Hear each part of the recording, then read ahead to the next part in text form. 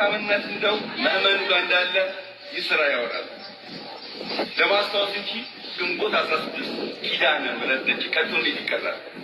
ለጸጋዋ ግዝፈት፣ ለክብሯ ከፍታ፣ ለቃል አልባ ፍቅሯ፣ ለቅድስትነቷ ተራ ሰውነቴ ያለኝ ስብዕና ታምራቷን መግለጽ ባይመጥንም ግና የጎባጣ አሽከር አጎንብሶ ይሄዳል እንዲሉ መግቢያ ላይ ያያችሁ ሰውዬ ለኦርቶዶክሶች በማሽቃበጥ የሚታወቅ ሰው ነው። ከአሁን በፊት እኔ ቪዲዮ ያልሰራሁበት ሞኝ ሲመክሩት የበለጡት ይመስሏል በሚል ነው ዛሬ ይህን ቪዲዮ የምሰራው። ተው ለማለት ሳይሆን ሰዎች ትምህርት እንዲወስዱ ነው። ማሽቃበጥ ምን ያክል ስህተትና ክህደት ውስጥ እንደሚያስገባ እንድትረዱ ነው።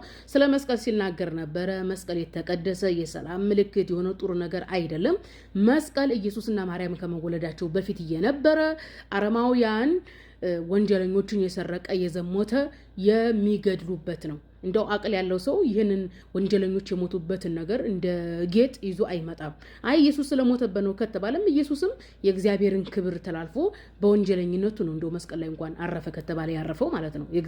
ሰንበትን መተላለፍ የእግዚአብሔርን ክብር ማጉደል ትልቅ ወንጀል ነው። ኢየሱስ ደግሞ ሰንበትን ተላልፏል እንደ መጽሐፍ ቅዱስ ማለት ነው። ሌላኛው ስለ ማርያም ተአምር ላለው ማርያም ተአምራት አታደርግም፣ ሰው ናት። ተአምር ከፈጣሪ ነው። ፈጣሪ ደግሞ ለነብያት ፈቅዶላቸው ነብያት ተአምር ያደርጋሉ ህዝብ እንዲከተላቸው እንጂ ማርያም ነብይ አይደለችም። ተአምራት አድርጋ አታውቅም። በመጽሐፍ ቅዱስ በወንጌል በሐዋርያት አልተሰበከም። ኢቭን ፈጣሪን ወልደለች ብሎ ሐዋርያት አያምኑም፣ አልሰበኩም። ተአምራት አደርጋለች ብሎ አያምኑም፣ አልሰበኩም። መጽሐፍ ቅዱስ ላይ አልተጻፈም። ታዲያ ማርያም የፈጣሪ እናት ናት።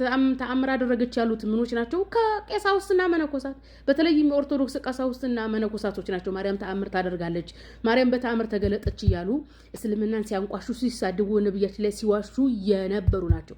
ይሄ ሰው የአቅል ቢኖረው የማርያም ተአምር አይልም ነበር። ምክንያቱም ተአምረ ማርያም እያሉ የኦርቶዶክስ ቀሳውስትና መነኮሳት ነብያችንን ሲያንቋሹ የነበሩ ሰዎች ናቸው።